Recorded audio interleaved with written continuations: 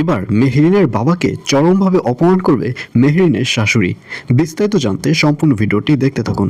আসসালামু আলাইকুম প্রিয় দর্শক, সবার কি অবস্থা? হাজির হয়ে গেলাম সিনেমাওয়ালা ইউটিউব চ্যানেল নিবেদিত এটা আমাদের গল্প নাটকের 23তম পর্বে কী সব ঘটতে চলছে তার অগ্রিম খবর নিয়ে।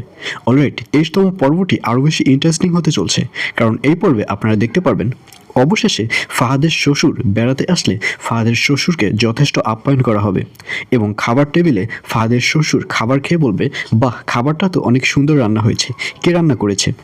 আর এই কথা শুনে ফাহাদের যে মা রয়েছে সে মেহরিনকে দেখিয়ে দিবে যে মেহরিন রান্না করেছে। আর এটি দেখে ফাহাদের শ্বশুর মেহরিনকে টাকা গুজিয়ে দেবে। তখন মেহরিন বলবে, না না, আমার টাকা লাগবে না। তখন ফাহাদের শ্বশুর জোর করবে টাকা দেওয়ার জন্য, কিন্তু মেহরিন টাকা নিতে চাইবে না।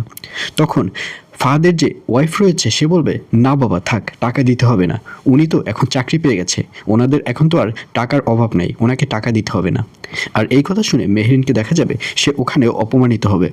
আর অন্যদিকে পরের দিন মেহরিনের বাবা মা এবং ভাই তারা তিনজনই মেহরিনের শ্বশুরবাড়িতে বেড়াতে আসবে এবং মেহরিনের শাশুড়ি যখন দরজা খুলবে তখন সবাইকে দেখে চিনতে পারবে এবং মেহরিনের যে বাবা রয়েছে তাকে চিনতে পারবে না। তখন মেহরিনের ভাইয়ের কাছে জিজ্ঞাসা করবে যে উনি কে? তখন মেহরিনের ভাই বলবে, উনি হচ্ছে আমাদের বাবা। তখন মেহরিনের শাশুড়ি অনেক বেশি রেগে যাবে।